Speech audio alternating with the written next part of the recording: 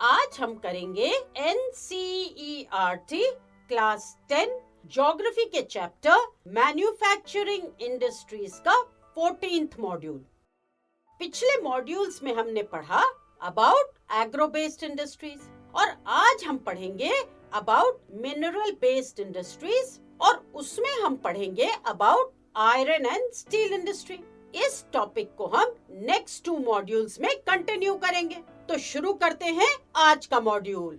इसके पहले कि हम आयरन एंड स्टील इंडस्ट्री के बारे में जाने, हम समझ लेते हैं कि हम मिनरल बेस्ड इंडस्ट्री से क्या समझते हैं। ये तो बहुत जरूरी है ना, जब हम कह रहे हैं आयरन एंड स्टील वो मिनरल बेस्ड इंडस्ट्री है, तो मिनरल बेस्ड इंडस्ट्री से हम क्या समझते हैं जरा बताना। याद होगा हमने पिछले मॉड्यूल्स में डिस्कस करा था, है ना। तो मिनरल बेस्ड इंडस्ट्रीज वो इंडस्ट्रीज होती हैं जो मिनरल्स एंड मेटल्स को as a raw material use करती हैं अपने फिनिश्ड या एंड प्रोडक्ट्स को बनाने के लिए। अब क्या आप बता सकते हैं कि इन इंडस्ट्रीज में, मतलब मिनरल बेस्ड इंडस्ट्रीज में कौन कौन सी इंडस्ट्रीज आती हैं? जरा सोच के बताना, सोचो। हाँ, मिनरल बेस्ड इंडस्ट्रीज हैं aluminium, cement, iron and steel और बहुत सारी और इस मॉड्यूल में हम इन्हीं कुछ इंडस्ट्रीज को डिस्कस करेंगे। तो आ गई बात समझ में ना। तो अब जब ये बात क्लियर हो गई है तो हम चलते हैं और समझते हैं about iron and steel industry. तो क्या आप जानते हैं कि आयरन एंड स्टील इंडस्ट्री को बेसिक इंडस्ट्री भी कहा जाता है? ये पता है आपको? मिनरल बेस्ड इंडस्ट्री तो है ही, मगर इसे बेसिक इंडस्ट्री भी कहा जाता है। अब ये क्यों है? ये इसलिए है कि आयरन एंड स्टील इंडस्ट्री अपने प्रोडक्ट्स को सप्लाई करती है as raw material to manufacture other goods, and ऐसी इंडस्ट्रीज को बेसिक इंडस्ट्रीज कहा जाता है। तो आयरन एंड स्टील इंडस्ट्री जो है वो क्या करती है? वो आयरन ओर से आयरन एंड स्टील बनाती है और फिर ये आयरन एंड स्टील जाता है दूसरी इंडस्ट्री में और वहाँ प्रोडक्ट्स बनते हैं, चीजें बनती हैं आयरन एंड स्टील की, जैसे ट्रैक्टर्स हो गए, ऑटोमोबाइल्स हो गए, ये सब चीजें बनती हैं। तो हो गई ना आयरन एंड स्टील इंडस्ट्री एक बेसिक इंडस्ट्री, क्योंकि उसका जो फिनिश्ड प्रोडक्ट है वो बन जाता है raw material for another industry. तो आयरन एंड स्टील इंडस्ट्री एक बेसिक इंडस्ट्री है क्योंकि ऐसे कई सारे light, medium and heavy industries अपनी मशीनरी के लिए आयरन एंड स्टील इंडस्ट्रीज पे डिपेंड करती हैं। नाउ लेट अस सी कि स्टील से क्या क्या चीजें बनती हैं। We see that steel use होता है to manufacture a variety of engineering goods, जैसे metal products, industrial machinery and equipment. Steel as a construction material भी यूज होता है। इसके अलावा स्टील कहाँ यूज होता है जरा बताना। हाँ, वो यूज होता है for defence, medical, telephonic, scientific equipment and a variety of consumer goods. अब क्या आपको पता है कि production and consumption of steel is often regarded as the index of a country's development. अब घबराइए मत, हम इस पॉइंट को एक सिंपल तरीके से समझ लेते हैं। यहाँ यह बात कही जा रही है कि production and consumption of steel एक इंडिकेटर या साइन कह सकते हैं में से, तो एक साइन है दैट सेज कि हमारी कंट्री कितनी वेल डेवलप्ड है। यानी हमारी कंट्री में जितना स्टील बनता है और कंज्यूम होता है वो इंडिकेट करता है development of our country, isn't it? तो क्लियर हो गया ना ये पॉइंट। अब थोड़ा आगे बढ़ते हैं। आयरन एंड स्टील इंडस्ट्री को हेवी इंडस्ट्री भी कहते हैं। तो एक तो हो गई मिनरल बेस्ड इंडस्ट्री, फिर ये हो गई बेसिक इंडस्ट्री और फिर ये हो गई हेवी इंडस्ट्री। तो है ना इंटरेस्टिंग बात। तो नाउ लेट अस सी कि हेवी इंडस्ट्री किसे कहते हैं। ये जानना तो बहुत जरूरी है ना कि हेवी इंडस्ट्री किसे कहते हैं। तो हेवी इंडस्ट्रीज वो इंडस्ट्रीज होती हैं जिनके raw materials and finished products दोनों ही हेवी और बल्की होते हैं। तो ये तो बहुत ही आसान है याद करना कि हेवी इंडस्ट्री क्या हुई, जिसके रॉ मटेरियल और फिनिश प्रोडक्ट्स दोनों ही हेवी और बल्की होते हैं। अब ये इसी वजह से आयरन एंड स्टील इंडस्ट्री को भी हेवी इंडस्ट्री कहा जाता है। अब क्यों कहा जाता है बताओ? हाँ, क्योंकि इसके रॉ मटेरियल और फिनिश प्रोडक्ट दोनों ही हेवी और बल्की होते हैं और इनकी ट्रांसपोर्टेशन में हेवी कॉस्ट इन्वॉल्व रहता है। यानी इसके रॉ मटेरियल या फिनिश प्रोडक्ट को एक प्लेस से दूसरी प्लेस पहुंचाने के लिए कॉस्ट बहुत ज्यादा लगता है। क्यों? क्योंकि ये तो हेवी होते हैं, बल्की होते हैं, तो इनको उठाना ले जाना इट विल कॉस्ट समथिंग ना, तो इनका कॉस्ट बहुत ज्यादा होता है। इसीलिए आयरन एंड स्टील इंडस्ट्री को क्या कहते हैं? Heavy industry. इसे मिनरल बेस्ड इंडस्ट्री भी कहते हैं, इसे बेसिक इंडस्ट्री भी कहते हैं और इसे हेवी इंडस्ट्री भी कहते हैं। अब देखो कि स्टील को मैन्युफैक्चर करने के लिए जो रॉ मटेरियल यूज होता है वो है क्या है? आयरन ओर। मेन मटेरियल क्या है? Iron ore. So main raw material is iron ore. उसके बाद आता है कोकिंग कोल एंड लाइमस्टोन। अब ये मटेरियल मतलब आयरन ओर, कोकिंग कोल और लाइमस्टोन एक पर्टिकुलर रेशियो में यूज होता है और वो रेशियो क्या है? वो रेशियो है 4:2:1। यानी iron ore 4 parts, coking coal 2 and limestone 1 की मात्रा में यूज होता है। अब स्टील को हार्डन करने के लिए मतलब हार्ड बनाने के लिए मैंगनीज की भी जरूरत होती है। तो हमने देख लिया आयरन ओर, फिर कोकिंग कोल और लाइमस्टोन। और मैंगनीज कब यूज होता है? स्टील को हार्ड बनाने के लिए, हार्डन करने के लिए। अब सवाल ये उठता है कि ये जो स्टील प्लांट्स है आइडियली कहाँ लोकेटेड होते हैं? जाहिर सी बात है कि ये प्लांट्स वहाँ लोकेटेड होते हैं जहाँ क्या होता है? बताओ जरा, ये तो आपको पता होना चाहिए। हाँ, जहाँ raw material, cheap labour, efficient transport ऐसे फैक्टर्स फुलफिल होते हैं। तो रॉ मटेरियल मिल जाए मतलब चीप रॉ मटेरियल मिल जाए, चीप लेबर मिल जाए, एफिशिएंट ट्रांसपोर्ट मिल जाए, इलेक्ट्रिसिटी मिल जाए, तो ये सब फैक्टर्स जो हैं अगर फुलफिल होते हैं तो वहाँ पे iron and steel plants establish. मगर एक बात और याद रखिए, एक एफिशिएंट ट्रांसपोर्ट भी एसेंशियल है फॉर एनी इंडस्ट्री। तो बहुत जरूरी है ना? क्यों? ऐसा क्यों है? क्योंकि एक एफिशिएंट ट्रांसपोर्ट से फिनिश्ड प्रोडक्ट्स को आसानी से डिस्ट्रीब्यूट किया जा सकता है to the markets and to consumers. और एक चीज होती है, बताना, एफिशिएंट ट्रांसपोर्ट से रॉ मटेरियल भी लाया जा सकता है इनटू द इंडस्ट्री।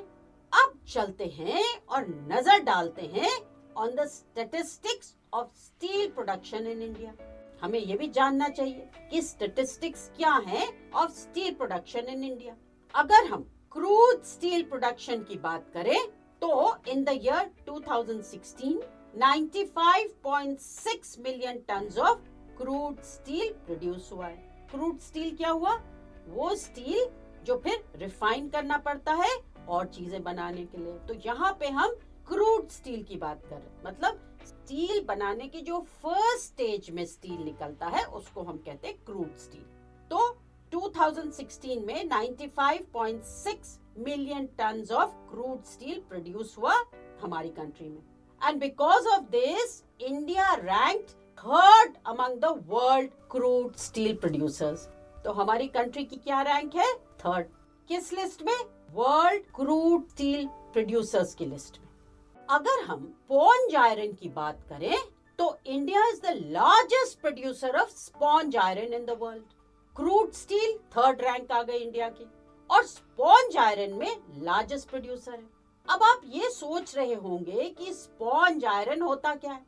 तो स्पॉन्ज आयरन एक मेटालिक प्रोडक्ट होता है, मतलब एक प्रोडक्ट होता है जो मेटल होता है, जो प्रोड्यूस होता है through direct reduction of iron और टू आयरन। मतलब जब डायरेक्ट रिडक्शन के प्रोसेस के थ्रू आयरन और से आयरन एक्सट्रैक्ट किया जाता है तो वो हो जाता है स्पॉन्ज आयरन। मतलब जब आयरन और से आयरन एक्सट्रैक्ट करते हैं तो फर्स्ट स्टेज में स्पॉन्ज आयरन हो जाता है।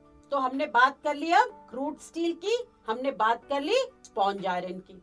अगर हम पर कैपिटा स्टील कंजम्पशन की बात करें तो हमारी कंट्री में per capita steel consumption around 63 kg per annum थी as compared to the world average of 208 kilogram. हमारी कंट्री में कितनी थी?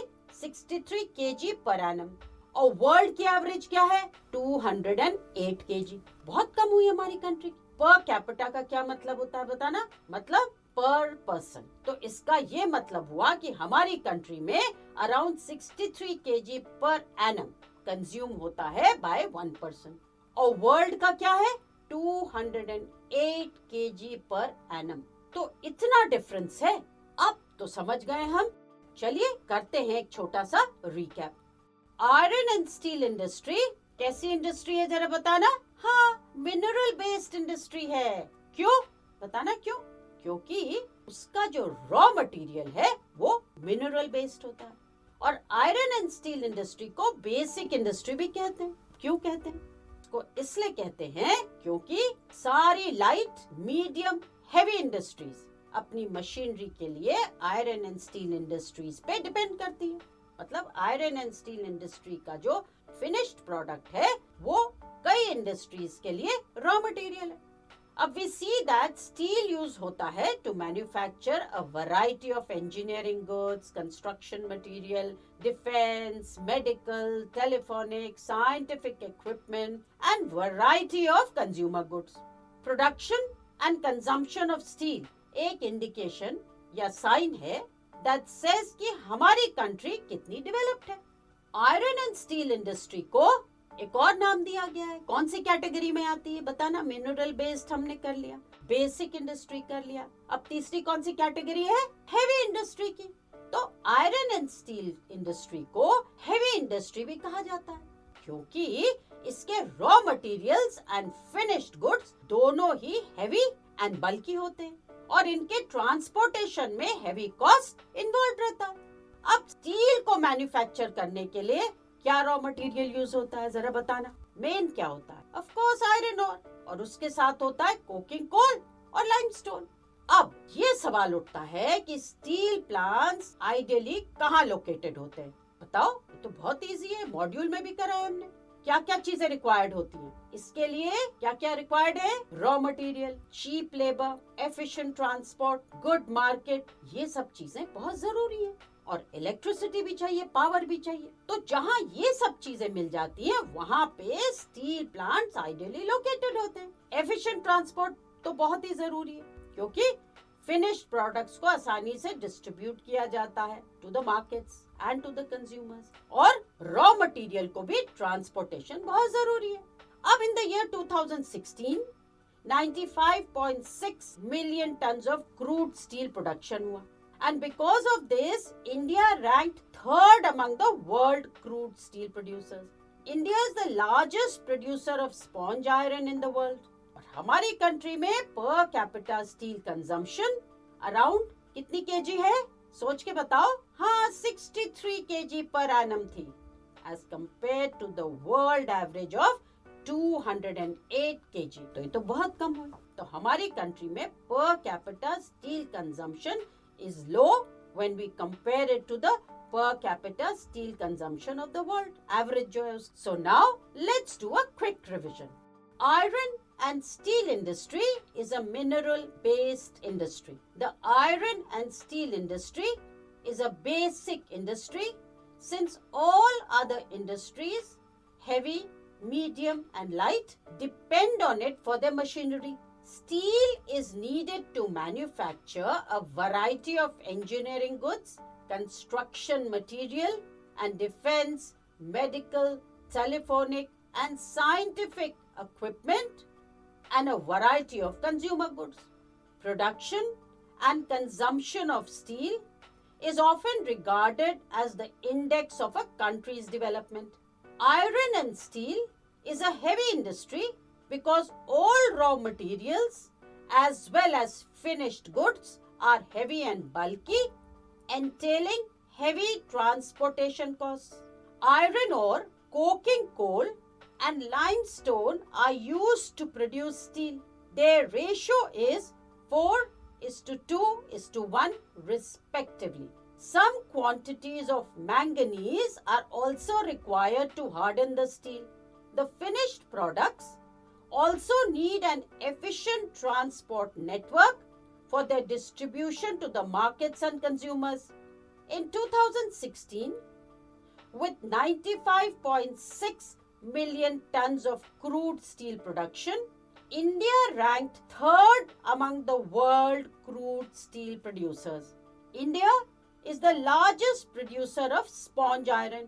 In 2016, per capita consumption of steel in the country was only around 63 kg per annum against the world average of 208 kg per annum. तो अब यह module यही खत्म होता है और हमने इस मॉड्यूल के सारे इंपॉर्टेंट पॉइंट्स को बहुत अच्छे से समझा है और उनका रिवीजन भी करा है। अब इस मॉड्यूल पर बेस्ड कोई भी क्वेश्चन आप बहुत आसानी से आंसर कर सकते हैं।